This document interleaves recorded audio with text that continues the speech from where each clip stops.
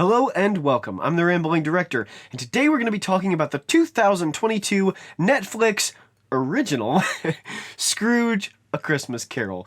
This film is one I actually somehow never even heard about. It flew completely under my radar, and then a subscriber actually requested me to review this film, and so I watched it this morning thinking, wow, another animated Christmas Carol. I've talked about A Christmas Carol a lot on this channel. If you followed me for any length of time, you know I'm obsessed with A Christmas Carol, and I've seen pretty dang near every version ever made.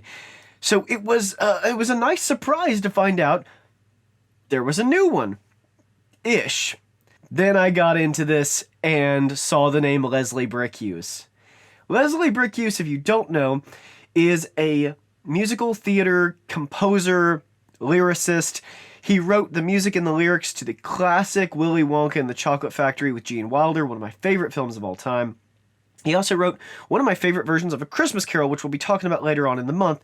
The original starred Albert Finney. This one stars Luke Evans. I saw the name Leslie Bricusse.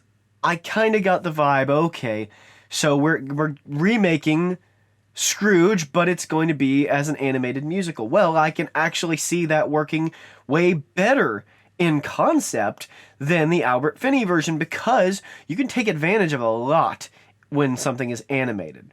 And they do. They take full advantage of the fact that because it's animated, they can put in huge musical numbers with massive choreography and lighting changes, and they're not really paying that much more than they would to just do the basics with it. So the musical opens with a brand new song, which is sung by Harry, who is the Fred, the nephew character. For some reason, Leslie Bricusse changed his name to Harry. Let me tell you a little brief story about this. It doesn't have anything to do with the movie, but it might be interesting for you to know. I played in 2 productions of this on stage, and I liked the musical on stage better than the movie.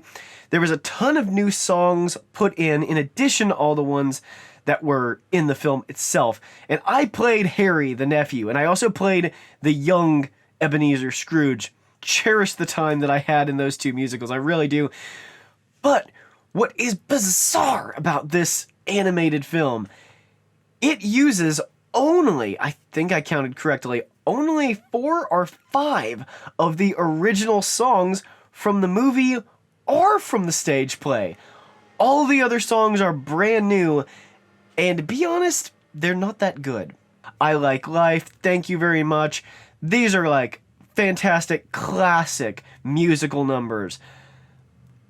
For whatever reason, they have been reimagined in this animated musical so that they're poppy. So that is my biggest criticism, is if you were going to write all of these new songs, and they were all apparently written by Leslie Bricusse, who's done this sort of thing before. You know, when he wrote the Scrooge musical into a stage show, he wrote a ton of new songs, and that's fine. Again, I love that show. But it's like you had all these great show-stopping rife to be made into a musical, into an animated musical like this, and hardly any of the songs are there. I Hate People is like one of the great numbers, and I feel like it connects with so many people right now.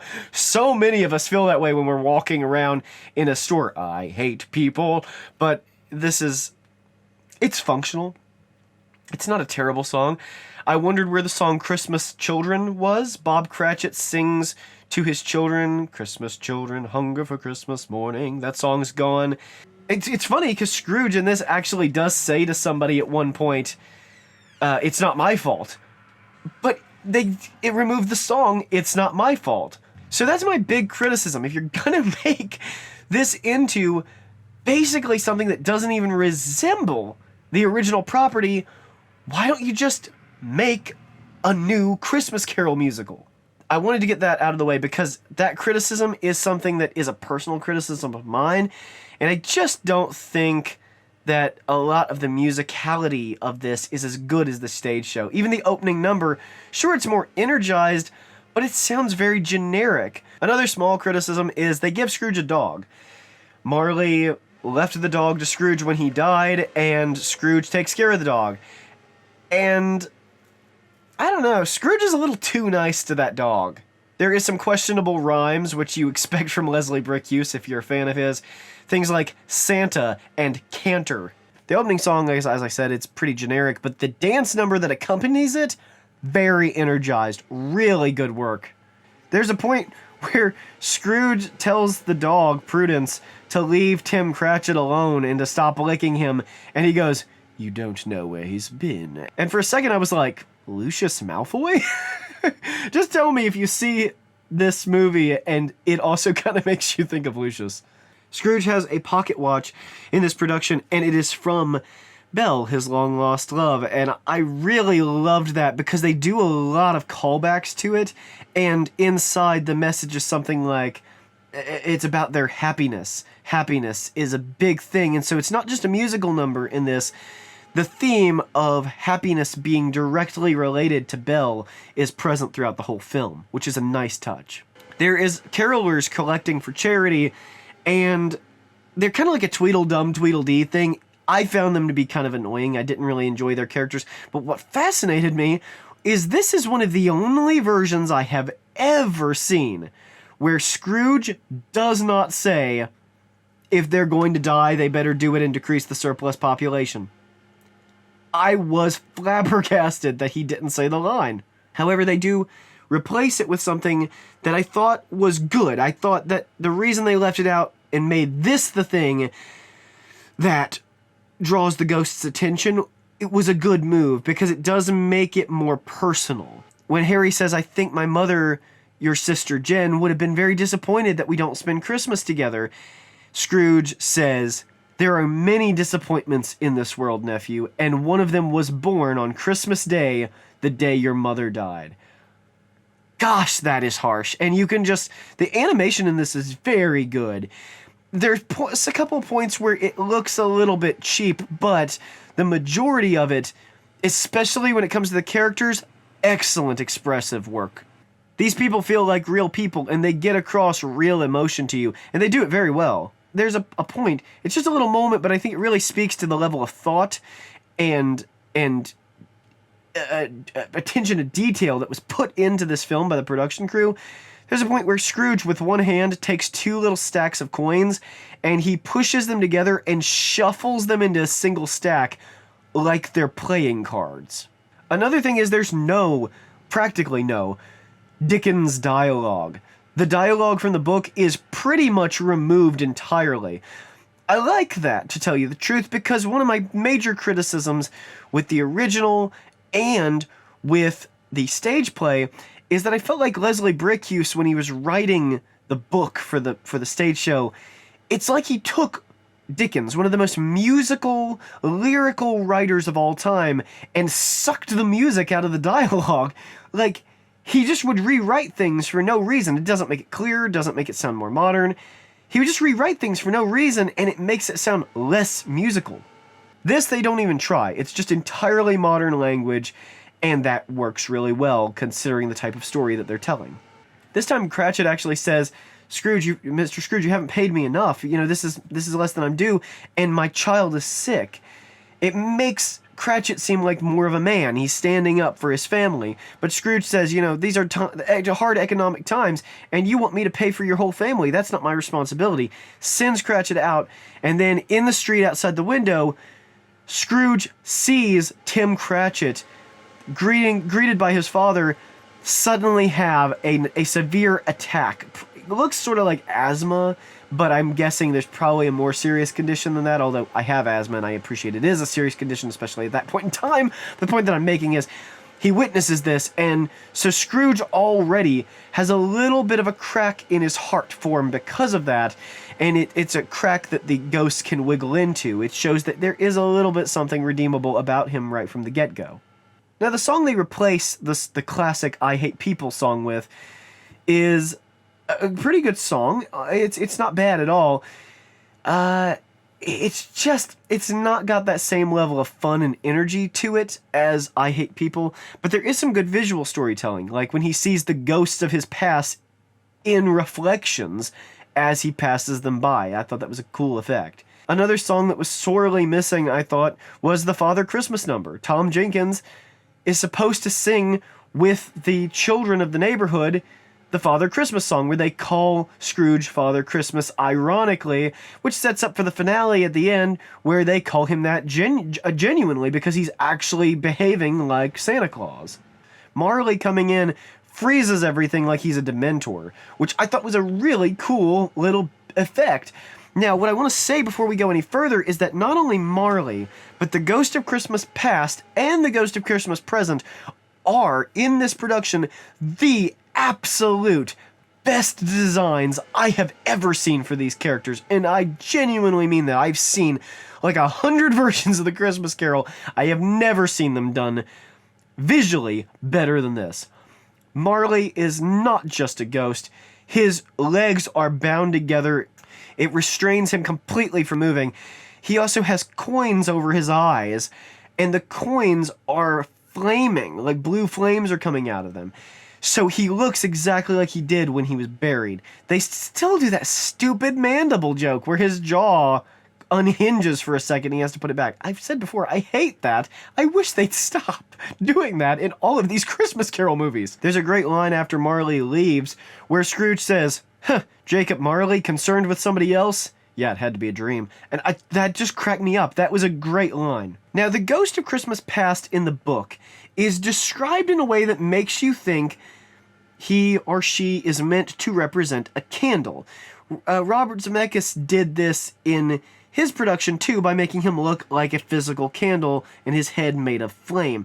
Now, that was probably a little closer to the book in terms of going by the exact description, but I loved that in this production, the Ghost of Christmas Past has a wick coming out of her head, and the fire sits like a crown on top of her head. The rest of her is a waxwork. She is made of wax, but she forms into the shape of a person like a wax figure. And her appearance changes depending on where they're at in time and who she's meant to be imitating. So although her voice stays the same, she changes to look just like the other characters. Another little attention to detail, when she changes to look like Marley, the flames coming out of her eyes look like candle wax dripping up into the air. Just the sheer thought that went into this, you really have to appreciate it. The fact that when they arrive in the past, we're still catching up to the past, so things are moving backwards for a few seconds before we start into the scene. That was really cool. I also like the Ghost of Christmas Past's personality. I think she's a really great character. And when we get into the past, they change some things, some key things, but they are really welcome. Like, they're really good changes, and I'll just tell you one. One of those changes is Scrooge has been put in a workhouse to help pay for his family's debt. His work as a child supports his sister and his mother because his father, who was in debt, was sent to debtor's prison. And if that sounds familiar to you, it's probably because Charles Dickens himself did that exact same thing when his father went to jail. He had to go and live in the workhouse as a child to help pay his father's debt. So it was not only a nice addition, but a nice little homage to the man who gave us the story to begin with. Jen, his sister, comes to visit him, and this time it's just to visit him, not to take him home. And she gives him this handmade Santa Claus, which is really cute, and it figures in later. They actually do something cool with it later on. It's also shown that Jen has a very similar condition to Tiny Tim. And then later on in the past flashback, we see that one of the children that Ebenezer Scrooge and Marley cast out of their home and evicted because of their inability to pay was young Bob Cratchit.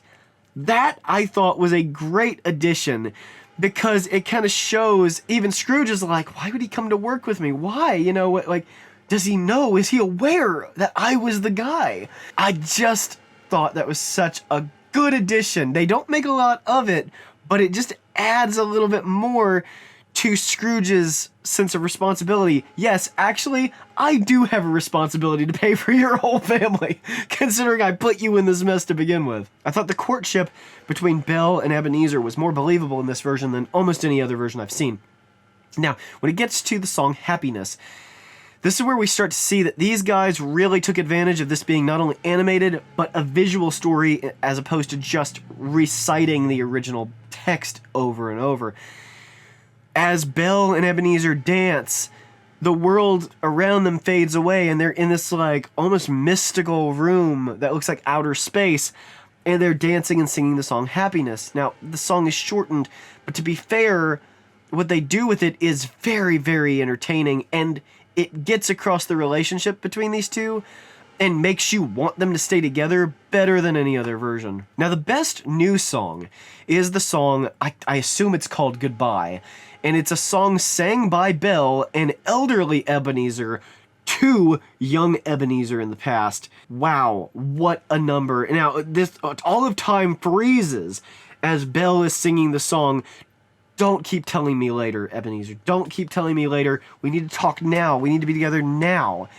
And he keeps saying, later. We'll talk later. We'll get this all settled later. And she's saying, there might not be a later. Don't let this be the day that I say goodbye. Then older Ebenezer sings the song. And again, it's beautifully done. As they are talking, the world again starts falling apart. It's like the walls of the counting house are disintegrating, and it's almost like there's nothing in the world except this moment. Next, we get the Ghost of Christmas Present, who, in this production, again, beautiful design, excellent, I don't remember the name of the man who voiced him, excellent performance. The one thing that, again, it's just strange to me, they have the song I Like Life, which is one of the most famous, maybe the most famous song from the original show, and it is done like a pop Broadway number. It's not nearly as good. It's way too slow.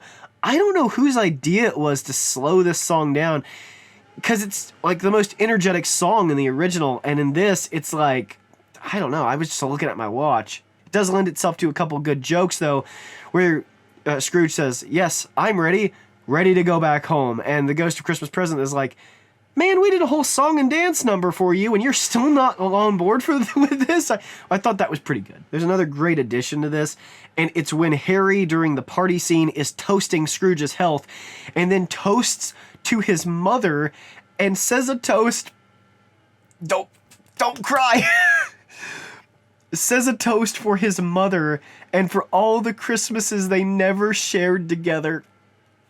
Stop crying! You're a man! The Cratchit family is really cute in this production, and that's mainly down to their designs. They don't do as much in this production because it's trying to get a lot across without having the whole scene there in terms of the text.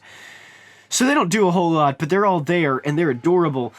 Mrs. Cratchit is annoying to me in any version. I know that I'm not supposed to say that, but I just am not a big fan of Mrs. Cratchit. I feel like she demasculates her husband in front of their children for absolutely no reason. There's also a scene earlier, by the way, where Kathy Cratchit actually yells at Scrooge in the street and, like, insults him, and then realizes it's him and apologizes. I didn't really like that. It made the Cratchit family seem less honorable than they really should be made to seem. Now, again, the Ghost of Christmas Present turns into the Ghost of Christmas Yet to Come. And that was really cool. It was a cool idea. And the execution is not bad, it's just a little overblown. It goes on for like a minute, and that is just too long. Present also has these little imps with him, which are called cheerlings, and they become like these dark, demonic little imps when the Ghost of Christmas Yet to Come takes over. They seemed a little minion-y to me, but they are in very little of the movie, and they're far less annoying than the minions. Now, I've said this already, but the Ghost of Christmas Yet to Come, his design is just not cool enough. He's not nearly giant enough, he's not nearly flowing enough, he just looks like a guy in a robe, and considering the other ghosts, they take advantage of the fact they're animated, there's just no reason that they shouldn't have done more with him. The song Thank You Very Much is pretty much the same. In fact, I think it might be the only one of these songs from the original that is played in its entirety. And that makes sense. It's a good show-stopping number, but again, they kind of pop it up a little too much. There is not as much vocal,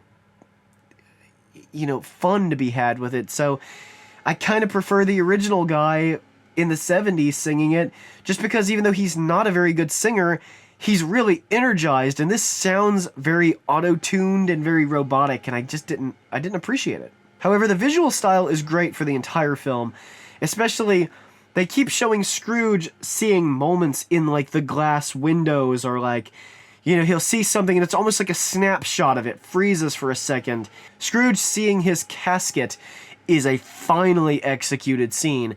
Really fine, and the way they dump the casket in the hole, and the priest is like, hey, gentlemen, you show this man some respect, and they're like, yeah, listen, the only nice thing this guy ever did for us was die, so don't hang around for any mourners. He actually asks the ghost of Christmas yet to come. He says, if I am beyond salvation, then fine, but please let me live so that I can save Tim Cratchit.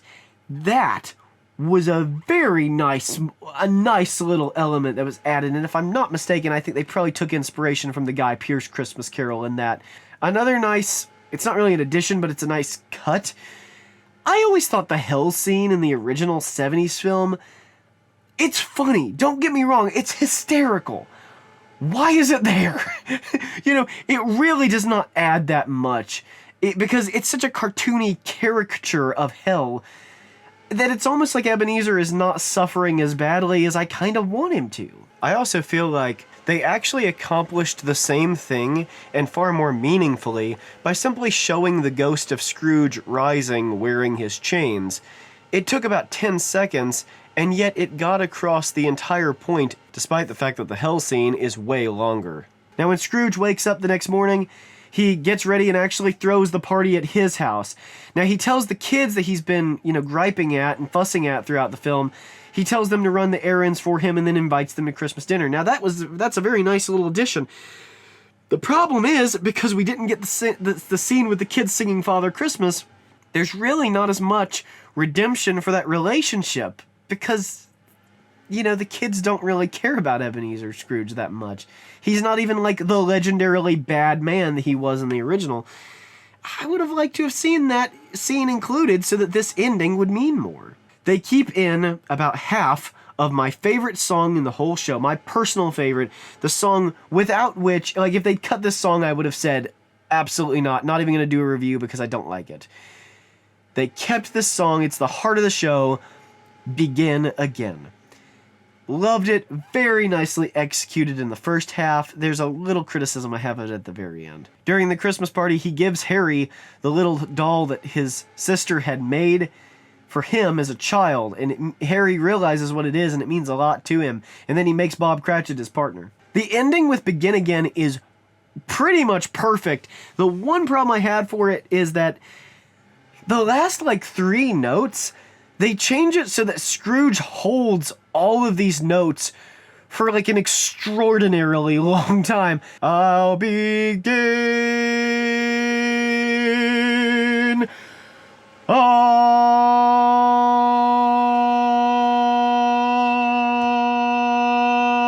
You're just like, bro, just end it. But that being said, again, it is impressive that he can hold it. It's just shame that they clearly put so much auto-tune on top of him, because he's got a great singing voice, and you can tell it's a great singing voice. Finishing with Begin Again is a better ending than the original film. It's also the ending to the stage show. After they do the big finale with the Father Christmas reprise, Scrooge comes home and he sings I'll Begin Again as a soliloquy to the audience, and that's the end of the show. So I like that they kept that in. One last little thing that I did think was really beautiful was that the film is dedicated in loving memory of Leslie Bricusse. I thought that was a very nice touch. So that is it. Overall thoughts. I loved it. I really did. Now, I know I criticized several elements of the music, but that's just because I think the music in the stage show is so spectacular. It's Leslie Bricusse's best work, in my opinion. So to change it so much, I was a little upset by that, I can't lie. What they gave us, visually stunning, takes full advantage of being an animated film. This is the sort of film that only could have been an animated film. The singers are all great, the actors are all great, and best of all, the script. Leave the music completely aside. The way it is written is fantastic. Absolutely one of the best children's versions of this story I've ever seen. And as far as feature-length animated films, I think it probably does more visually with the material than any other version by making this feel like it was meant to be a movie and not like a film that is just so tied to its source material, it forgets that it can live and be its own thing. So that's all for today. Highly recommend this. If you already have Netflix, and most people do, I suppose, so it's not going to cost you anything extra, go and watch it. Check this out. You owe it to yourself if you love this story to watch it at least once.